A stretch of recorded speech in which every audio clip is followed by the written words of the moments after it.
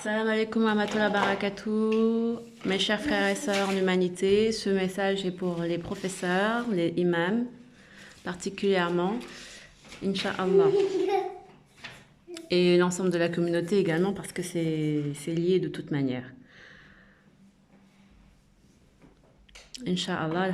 Bismillahirrahmanirrahim. Alhamdulillah rabbil alamin. Allahumma salli ala Muhammad wa ala ali Muhammad.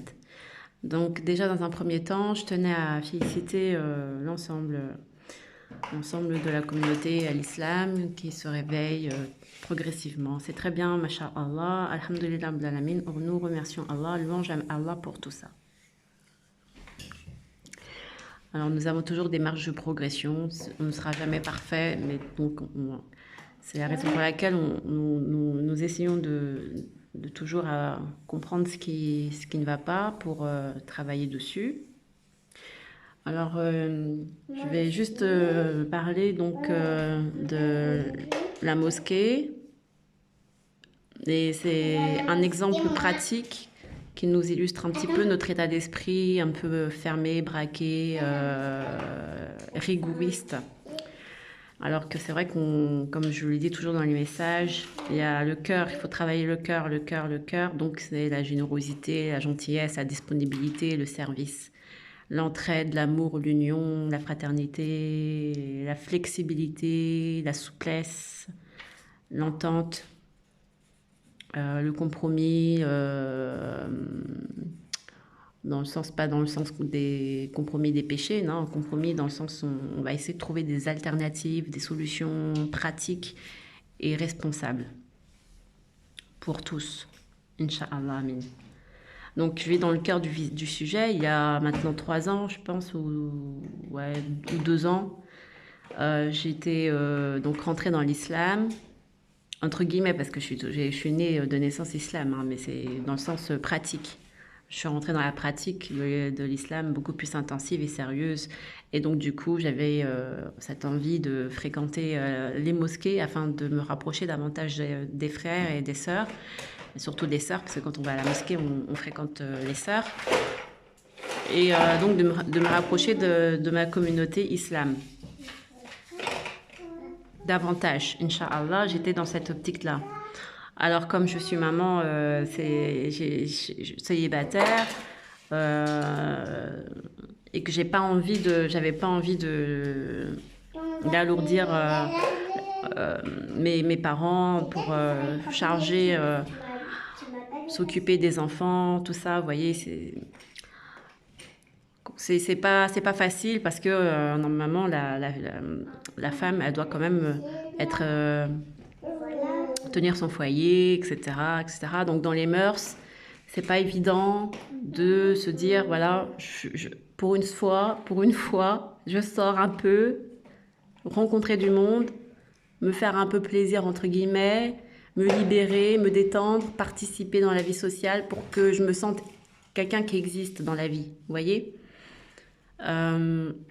Rester au foyer et pratiquer sa religion dans son coin avec son Coran et tout ça, c'est très bien, hein, avec sa famille et tout, ses frères et sœurs, ses parents et tout, c'est très très bien, avec son mari, sa femme, etc. Pour ceux qui sont mariés, c'est très très très bien, masha'Allah et tout. Mais le but quand même, c'est de aussi fréquenter sa communauté. Ne pas être isolé, se sentir dans une société. Voilà.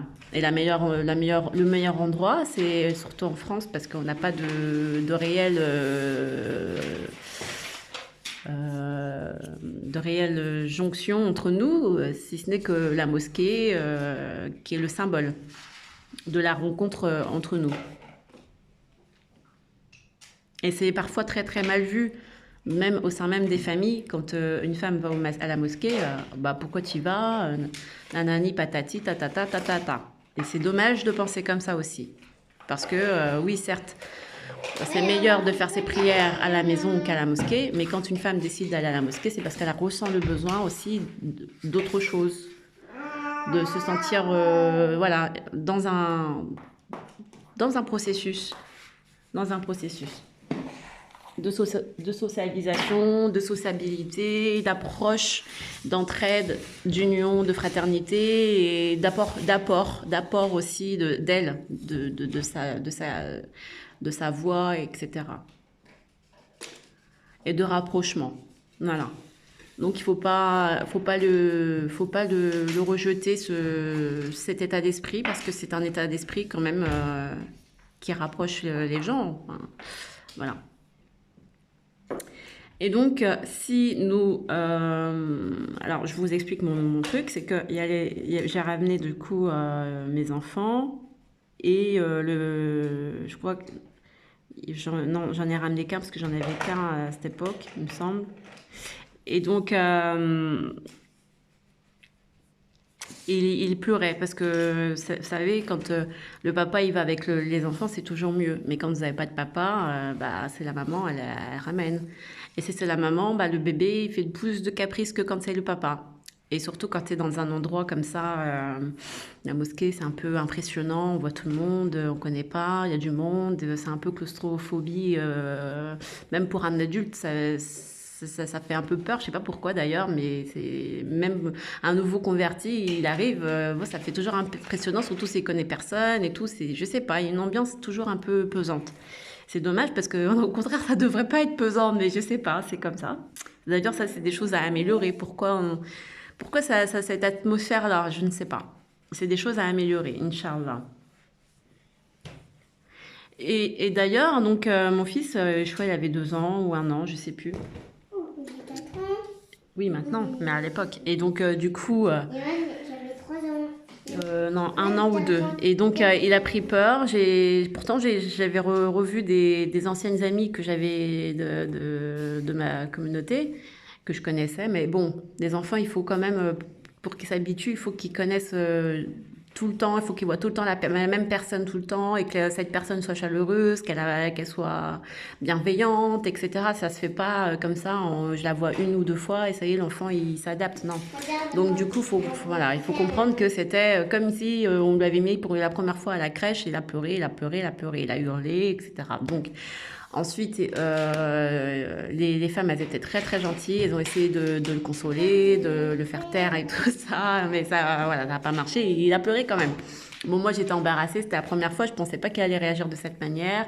Mais voilà, ça s'est passé comme ça, un peu mal. Et après, il y a un monsieur qui est arrivé à la fin de la prière du prêche. Il a dit, oui, c'est quoi ce bruit? C'est quoi ce non-respect? C'est irrespectueux de ramener. C'est qui la mère? Quelle mère qui ramène son enfant comme ça, qui pleure? Ça désorganise tout le monde. Ça a perturbé l'imam. Donc voilà, tatati tatata. Donc c'était quelqu'un qui servait la mosquée. C'était pas l'imam qui avait parlé. C'était quelqu'un qui servait la mosquée, qui avait en plus, voilà, qui tenait à cœur que le prêche se passe super bien parce que c'était un imam qui n'était pas habituellement de la ville, c'était un imam de Paris, donc on peut dire un imam prestigieux et donc là ça a capoté un petit peu le truc et moi je savais pas, je connaissais pas le programme donc voilà. Donc j'ai voulu bien faire, au final ça s'est retourné contre moi. Donc au final j'ai dit bon, après il y a mes sœurs, mes sœurs de la mosquée que je connaissais depuis longtemps, qui m'ont défendu, qui m'ont dit mais c'est pas sa faute, c'est l'enfant, il pleure, c'est pas sa faute, des fois ça arrive, voilà. Et puis voilà, elles m'ont défendu, hein, j'étais pas seule non plus. Mais bon, voilà.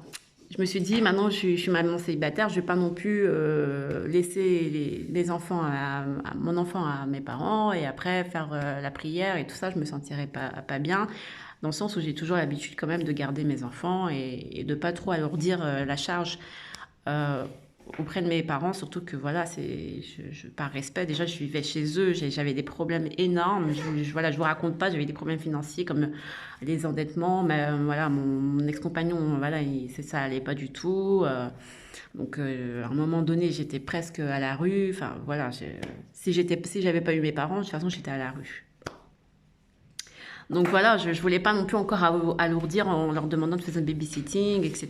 D'autant plus que des fois, si j'étais très fatiguée, bah, j'étais obligée de leur demander. C'est logique, hein, j'allais pas non plus faire autrement. Donc ça faisait beaucoup trop de services demandés et je voulais pas. Voilà. Et il faut savoir que nos sociétés actuelles, en fait, il y a des personnes sur qui on doit compter, ben, ils sont pas disponibles, et ils sont pas serviables et ils servent pas. Et donc, du coup, on se raccroche toujours aux mêmes personnes. Et c'est ça qui fait que ça dénature, ça fragilise la population, ça fragilise les relations parce qu'on n'a pas un maillage diversifié. C'est toujours, voilà, on se repose toujours sur les mêmes personnes et tout. Donc, c'est important, c'est important de comprendre tout ça. Que avec les familles monoparentales, avec les familles recomposées, avec les familles déchirées, avec tout ça, le manque d'entraide véritable entre nous, le fait que d'autres sont plus attirés par l'accumulation des richesses et non par le service bienveillant, eh bien tout ça, ça fait qu'il y a moins de disponibilité, moins de prise de disposition de certains. Et donc on est obligé de parfois même aller commander à la mairie de nous laisser une place en crèche ou à un tel organisme d'entraide, etc. Ça y est bébé, ça y est, viens.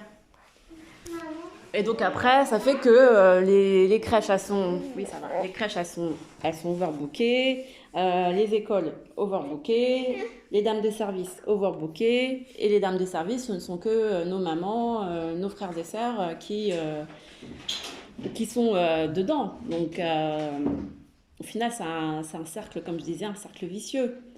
On ne s'en sort pas, on ne s'en sort plus, on est toujours tous overbookés en fait. Et pourtant, le but, c'était pas d'être en overdose et ni d'être overbooké. Il est joli ton dessin. Le but, c'est que chacun qu'il y ait un maillage intéressant. Ouais, c'est super joli. Ça, c'est un dragon et ça, c'est un dragon. Et ça, c'est un gros volcan. Un gros volcan. D'accord. Et tu peux faire un train derrière, s'il te plaît? Toi, t'as fait quoi? Une mer. La mer? C'est bien. Et tu veux faire un train? Moi, j'ai pas fait Alors, pardonnez-moi. Alors, du coup, ce que je disais, c'est qu'il fallait ce qui est important, c'est de mettre en place des soutiens, tout simplement, entre nous. Voilà. Pour pas qu'on soit overbooké, en overdose, over fatigué, voilà, tout ça, quoi. Mais voilà. Alors du coup, je reviens à mon histoire sur la mosquée. Et moi, je me suis dit, ça y est, encore un problème. Du coup, j'ai déserté les mosquées. Et un mois après, j'ai mes sœurs qui toquent à la porte et qui me disent « Mais pourquoi tu viens plus à la mosquée ?» J'ai dit « Non, mais suite à l'incident de la dernière fois, vaut mieux que je reste à la maison, surtout qu'il n'y a personne pour surveiller mon petit. Moi, je préfère m'occuper de lui, etc. Et ne pas me prendre la tête avec les autorités de la mosquée. Bon, ça m'a un peu blessée et tout, donc voilà.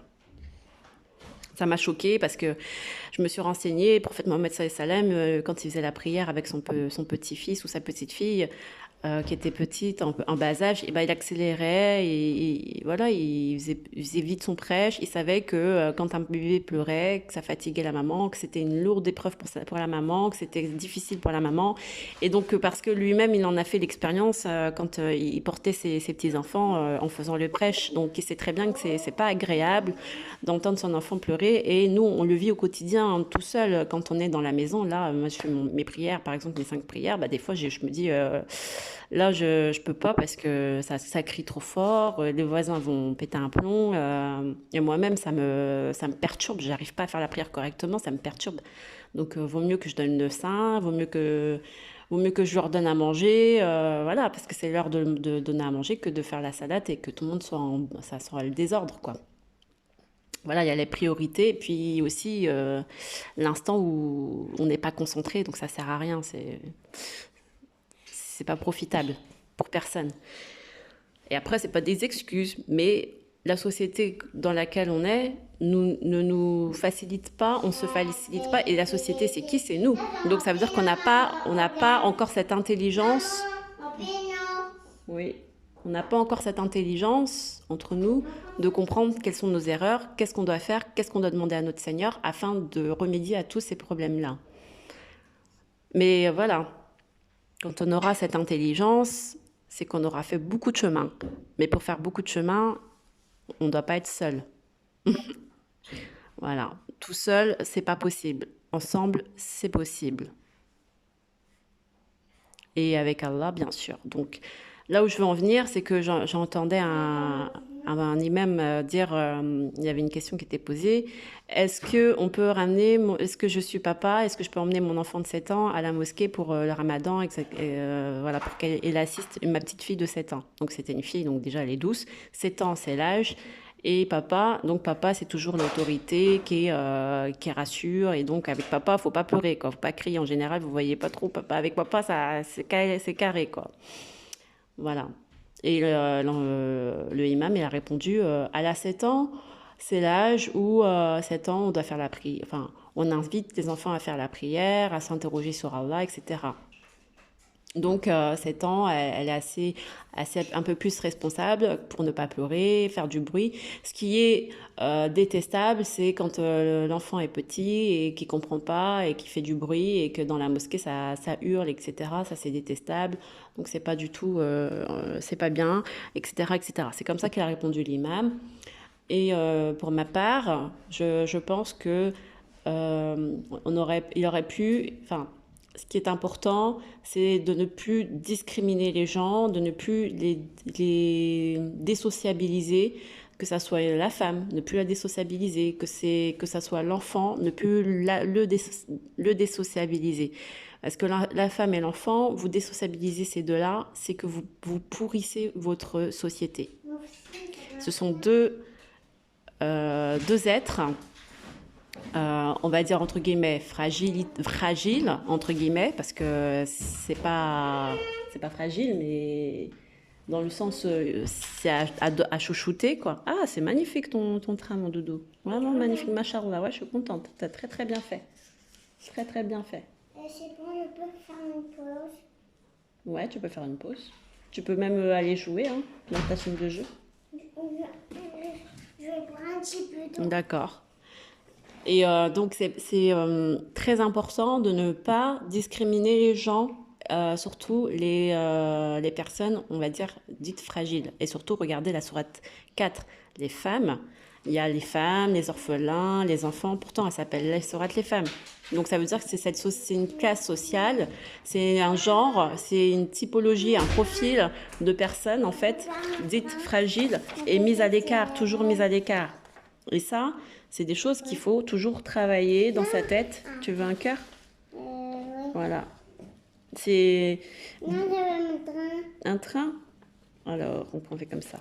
Et donc, si on n'arrive pas à mettre ça en tête, que si on n'arrive pas à mettre en tête que les problèmes des enfants, les problèmes de la femme, etc., c'est pas dans le cœur de nos problèmes, mais ça veut dire que on n'a pas compris quelque chose dans l'islam de très important, de très très important. Encore hier, j'ai regardé une capsule sur le voyage nocturne et il disait que la pression de la tombe, le châtiment de la tombe, il a parlé de châtiment de la tombe, un des principaux fléaux, c'était la calomnie, la médisance et les problèmes d'impureté avec les urines. Et donc tout ça, ça menait à des châtiments de la tombe. Et c'est vrai, c'est très vrai.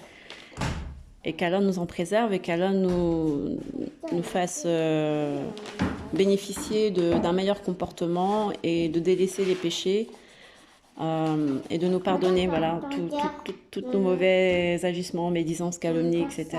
Et qu'il nous purifie davantage contre les impuretés des urines si nous n'avons pas fait attention.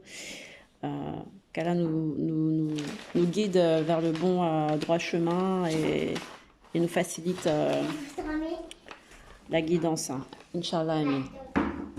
Et donc, du coup, par rapport à ça, il n'a pas insisté sur le fait de lire Surat Al-Mulk ou de lire Surat An-Nisa. Et comme je vous l'avais dit, il y a un compagnon du prophète sallallahu alayhi wa sallam qui a fait des actes de bien, qui était donc destiné au paradis, mais voilà, il y a eu le châtiment de la tombe, ou plutôt la pression de la tombe. Et la pression de la tombe, le prophète Mohammed sallallahu alayhi wa sallam disait donc à travers ce hadith rapporté qu'il avait donc négligé sa maman et qu'il n'avait pas rendu sa maman heureuse, voilà.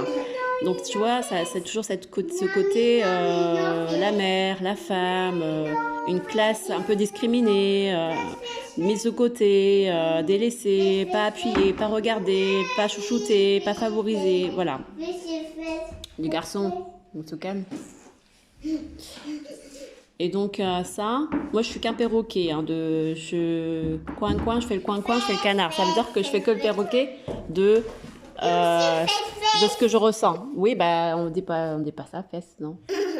Non, c'est pas rigolo. On dit quoi? Merci maman. Merci quoi? Merci maman. J'ai faim. T'as faim? Encore? T'as toujours faim toi? Viens. Moi aussi j'ai encore faim. C'est pas l'heure du goûter, hein? Ah si, 10h, ouais. Oh si, oui. Ouais. Alors viens. Et donc du coup, ce que je voulais dire, c'est que il n'avait pas insisté sur ça, mais il a dit qu'il allait refaire une capsule pour reparler de la médisance et de la calomnie. Mais bon, il n'a pas parlé du côté prise en compte de la femme et des classes. Quand je parle de la femme, Surat 4 An-Nisa, vous comprenez bien que c'est les pauvres, le voyageur, celui qui demande assistance, l'enfant, l'orphelin, la femme, etc., etc. Et non pas qu'on est des victimes ou quoi que ce soit, mais c'est que c'est un état de fait, quoi. On ne va pas non plus tergiverser, je ne sais même pas comment on dit ça, là-dessus longtemps. Mais voilà, si on n'a pas compris cet état d'esprit, cet état de fait, c'est qu'on passe à côté de l'essentiel, véritablement, de l'essentiel. Et même si... Comment je peux dire? Comment je peux vous expliquer? Du coup, ce que j'aurais bien aimé entendre, c'est que déjà, ce jour-là, mes sœurs m'ont défendu, donc j'ai beaucoup apprécié de la part des femmes, de mes sœurs. Mais c'était mes sœurs que je connaissais, c'était pas les sœurs que je connaissais pas. Donc déjà, bon, il y a un mauvais point. Ensuite, mais on peut critiquer comme ça longtemps, hein. De toute façon, personne n'est parfait. Hein. Mais c'est juste pour vous montrer un peu l'état d'esprit qu'on pourrait tous améliorer. Non, vous asseyez pour manger correctement. On s'assoit pour manger correctement. On s'assoit pour manger correctement. Asseyez-vous.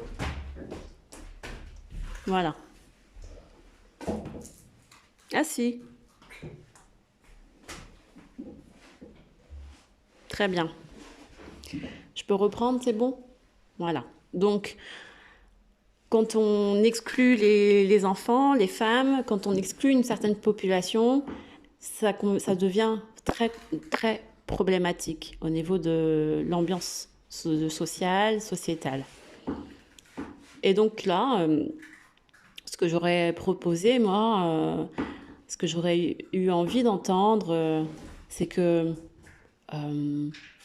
soit on ne dise rien, ou soit que le monsieur en question me dise est-ce que tout va bien? Est-ce que l'enfant ça va? On a entendu qu'il a pleuré, est-ce que ça va? Il a eu trop peur?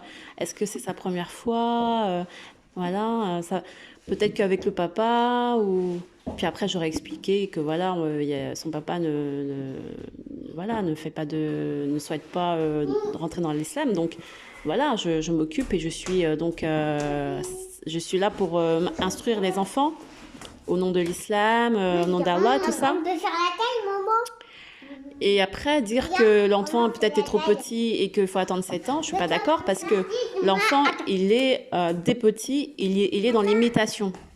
Donc si vous attendez qu'il ait 7 ans pour lui montrer et le faire imiter, vous n'avez pas compris en fait aussi quelque chose. L'enfant, lui, dès petit, il est dans le ventre de sa maman, il entend sa maman parler, il entend sa maman tout ce qu'elle fait. Donc si sa maman dans le ventre, elle dit, elle est enceinte et elle dit, oh c'est pas grave, j'attendrai qu'il soit plus grand quand il aura 18 ans pour arrêter de dire des gros mots, et ben c'est qu'elle n'a pas compris quelque chose. Déjà dans son ventre, avant même qu'elle soit mère, elle a déjà dans ses gènes une âme qui est soit bonne, soit plus ou moins bonne, plus ou moins purifiée, cette âme-là qui va accompagner aussi l'âme de son futur enfant si elle tombe enceinte. Et tout ça, c'est des choses très subtiles que personne ne va nous éduquer sur ça. C'est des choses que j'ai pas encore eu le temps d'approfondir et d'en parler, mais c'est très important.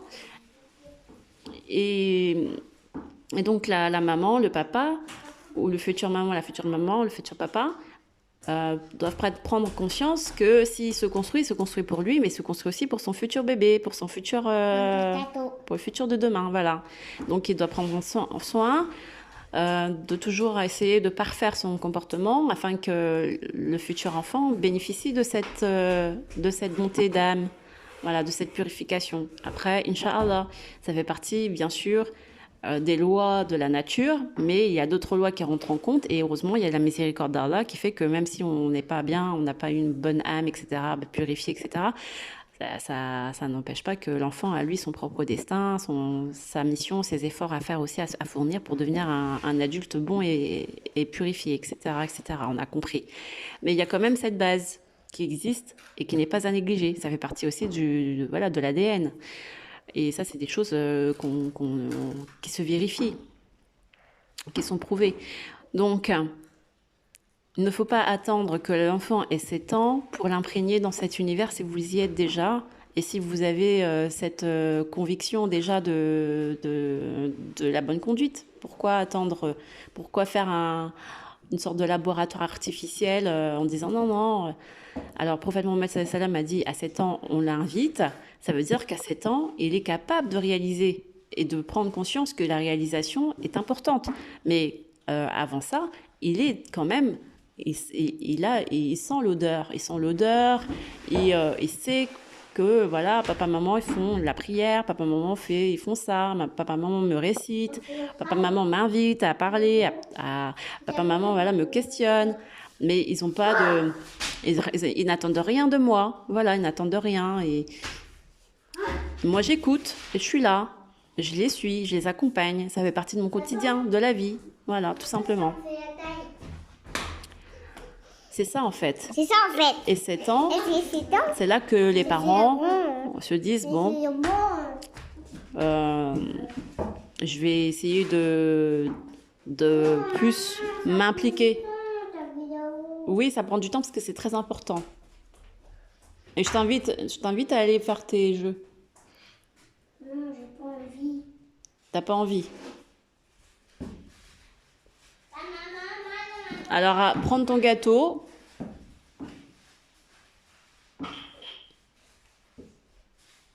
Pour ton goûter. C'est bon?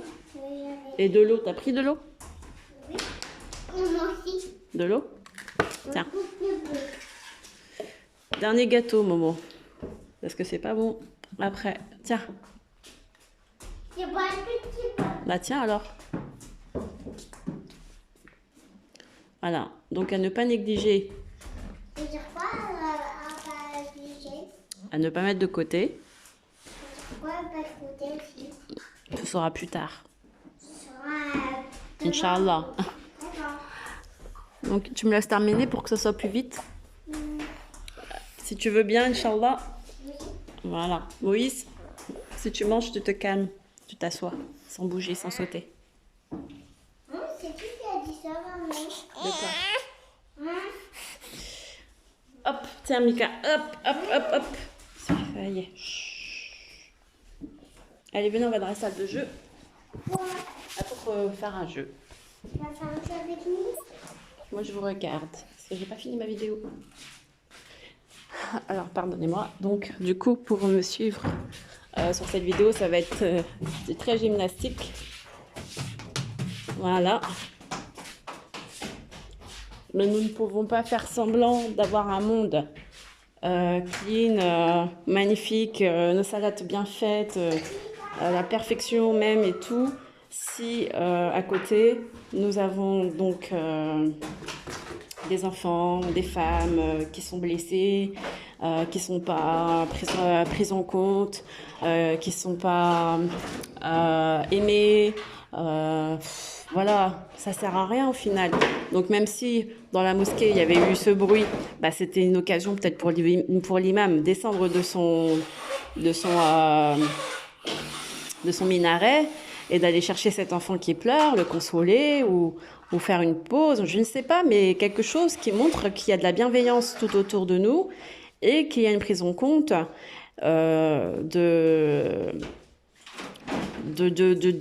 du mal, de la souffrance, d'un manque, voilà. Parce que derrière ce cri d'enfant, il y a quand même toute une réalité qui n'est pas entendue, qui n'est pas écoutée. Et bon, c'était juste un pleur, hein. Il n'y avait rien de spécial, c'était pas un problème psychologique ni quoi que ce soit, mais c'est juste que derrière, juste le fait de se dire, bah, on est une communauté islam, voilà, on va se chouchouter entre nous, on va se faire du bien entre nous. Voilà, c'est comme ça, c'est tout. Il n'y a pas autre chose. Si la prière, on l'a fait en 2 secondes, en 2 rakats, ou enfin, en 2 minutes, bah, c'est pas grave, j'ai envie de dire. C'est pas grave. Tant que nous ayons à cœur de ne pas se faire du mal entre nous, de ne pas se faire du tort et non pas de se faire du tort ou de se faire du mal, mais tout simplement tant que on essaye d'être à l'image de la miséricorde, qu'on essaye d'être généreux, bienveillant en fait. Voilà, de s'entraider, de s'aider, de s'aimer, de trouver une solution, une alternative, d'encourager les cœurs à se rapprocher de notre Seigneur Allah. Et je dis pas que toutes les femmes doivent ramener leurs enfants et faire du bruit et que ça soit le désordre, mais s'il y a des nouvelles personnes qui se reconvertissent de plus en plus, elles n'attendent pas de nous qu'on la rejette et qu'on la rejette ou qu'on la mette de côté ou que déjà direct d'emblée, c'est qui cette femme qui ramène son enfant, qui sait pas, c'est respectueux, irrespectueux, etc. Non, on n'attend pas ça. Moi, j'attends pas ça de vous. J'attendais pas ça de notre communauté. J'étais déçue. Franchement, ça m'a dégoûtée. Et juste après, il y a eu le Covid 1 an après. Et c'était pas que j'étais contente ou quoi, mais je me dis, après, je suis plus jamais repartie dans une mosquée, mais j'étais partie juste avec ma maman, voilà, c'est tout. Et encore, j'ai parlé à personne. Mais voilà, c'est un état d'esprit qui est dommage, en fait. Moi, j'ai pas de rancune, hein, c'est juste que maintenant, j'ai compris que reste à ta place, tais-toi. Ben à la fin, tout le monde est resté à sa place et il n'y a pas eu de mosquée, il n'y a pas eu d'ouverture de mosquée pour personne. Ni pour les grands imams qui se disent bien faire la prière correcte, ni pour les petits imams, ni pour les petits ou pour les grands hommes de la communauté islam, ni pour les grandes femmes, ni pour les petites femmes de la communauté islam, et ni pour les petits non plus enfants qui sont déjà disqualifiés d'emblée. Donc vous voyez, c'est comme avec les vaccins. Les vaccins obligatoires. Ceux qui ne font pas les vaccins obligatoires n'ont pas le droit d'aller à l'école. Une discrimination, tout simplement. Qui te dit que celui qui est vacciné ne va pas avoir un rhume ou qui va attraper des poux, alors que celui qui n'est pas vacciné ne va pas avoir de rhume et ne va pas avoir de poux? Qui te le dit? Personne te le dit. La vaccination, c'est pas le passeport pour le paradis, hein. C'est pas le passeport pour l'immunité totale contre la mort, hein. Donc, si vous placez votre confiance au vaccin au lieu de vous placer votre confiance en Allah, bah, c'est encore vous faites de la discrimination et de la discrimination qui vous rapportera pas grand-chose, juste à vous entêter dans un système qui fait de la discrimination et ça sera élargi pour tous. C'est-à-dire que les enfants qui sont discriminés, qui n'ont pas droit d'aller à l'école parce qu'ils n'ont pas de vaccin, n'ont pas fait de vaccin, eh bien ces enfants-là, discriminés, eh bien, portent une blessure de désociabilisation qui, au final, eh bien, mettra tout le monde dans aussi une forme de discrimination, de part que bientôt le vaccin Covid va désociabiliser encore plus et davantage les gens entre eux. Voilà. Quelque chose qui était juste pour les petits-enfants, tout ridicule, qu'on fait pas attention, qu'on s'en fout un peu, les mamans, mères isolées, on s'en fout un peu, ou les mères tout simplement, on s'en fout un peu, on met de côté. Voilà. Toute cette détresse inavouée, toute cette détresse psychologique mise de côté, on n'en parle pas. Et puis, on attend de la communauté islam de dire la vérité, de prononcer toutes ces formes de discrimination qui n'ont pas lieu d'être, qui n'a pas lieu d'être dans aucune communauté, dans aucune société. Mais ici, en France, on ne le dit pas. Et au contraire, on fait le jeu aussi. Parce que sous prétexte que dans une mosquée, on doit faire régner l'ordre pour faire les salades correctement, pour faire le prêche correctement, bien, avec les cheveux bien droits, et voilà. Le voile bien mis. Les garçons, allez, arrête de faire peur à ton frère. Alors, la vie, il y a des cris, il y a des pleurs pour tout le monde. Dans toutes les sociétés, c'est comme ça. Et on ne doit pas penser que l'enfant n'a pas le droit de pleurer. Il a le droit de pleurer. Qu'est-ce qu'il y a? T'as fait quoi? Imran, tu lui dis pardon. Vous voyez? Tu lui dis pardon. Et tu arrêtes de le faire peur. Pardon. Voilà. Donc, dans la vie, il suffit juste un petit mot d'amour. Ça va mieux, Moïse? Voilà, un petit mot d'amour. Et fais attention avec la trottinette. C'est pas à la maison, les trottinettes. Sinon, vous allez vous faire mal. Vous les rangez dans la cave tout de suite, s'il vous plaît. Voilà, un petit mot d'amour, un petit mot gentil, un petit pardon. Et c'est fini là. Et on passe à autre chose, tout simplement. C'est ça. Au lieu d'en faire un pataquès, là je prends 35 minutes déjà pour vous parler de ça. Je vous mets en situation le fait qu'il y ait des enfants qui pleurent, des enfants qui ont des choses à dire, des enfants qui ont faim, des enfants qui ont toujours des choses, voilà. Nous sommes dans une société où il y a des enfants, des petits, des grands, des handicapés, et on doit prendre en considération tout ça parce que ça fait partie de notre monde, de la réalité. On ne peut pas dire aujourd'hui je vais ouvrir une mosquée, je veux pas d'handicapé qui va faire du bruit, ce serait vraiment bizarre. Et de dire voilà je fais une mosquée mais je mets pas de rampe pour les chaises roulantes, ce serait vraiment bizarre, non? Voilà. Ou de dire oh non, les femmes, restez au foyer, faites votre maison bien astiquer, nettoyer, balayer. Nous on n'a pas besoin de sociabiliser avec les femmes, on n'a pas besoin que les femmes se sociabilisent, etc. Bon, ils vont pas le dire comme ça, mais après. Pourquoi? Qu'est-ce qu'il y a? Les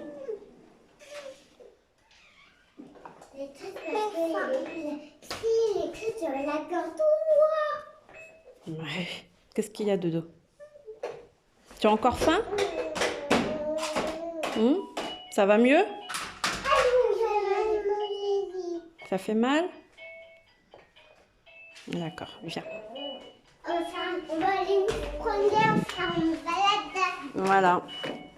Donc, je vous laisse sur ces paroles de discriminer les femmes et les enfants et toutes sortes de personnes qu'on discrimine, les malades, les handicapés, les vieux, les vieillards et tout ça, les voyageurs, les gens, toutes sortes de catégories de personnes en difficulté, soi-disant, ou en fragilité, mais c'est juste parce qu'on veut bien les mettre en difficulté, c'est tout.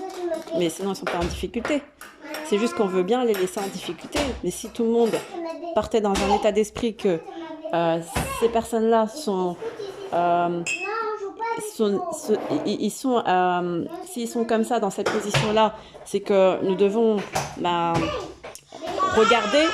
regarder ensemble comment on peut vivre. pour que tout le monde soit sur une sorte d'égalité, voyez, de vie, quoi. C'est ça mon conseil. Tout simplement. On est tous éprouvés les uns par les autres. Et ça, c'est une épreuve.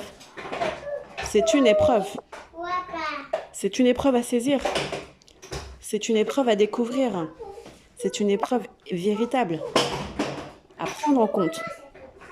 La laisser de côté, cette épreuve, en pensant qu'on va améliorer notre jeûne, on va améliorer notre ramadan, on va améliorer ci sans améliorer ça, ce côté-là de la discrimination d'une certaine classe, d'un certain profil de personnes ou de situations, c'est complètement être à côté de l'essentiel.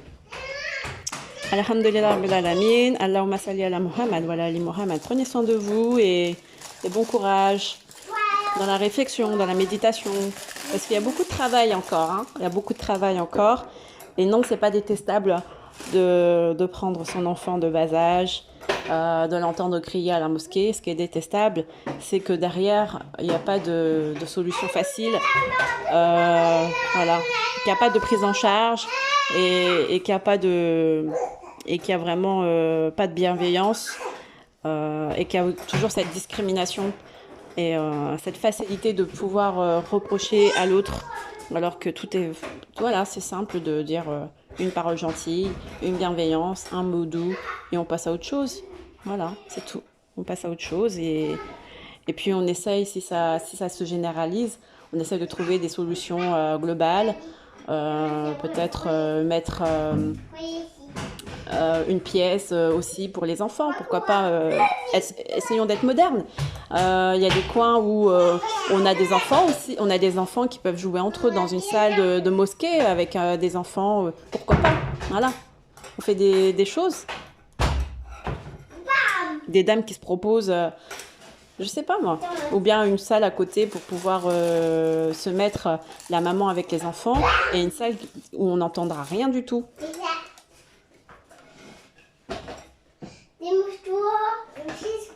Voilà, je sais pas, mais il faut réfléchir, toujours, méditer, à améliorer, à s'améliorer.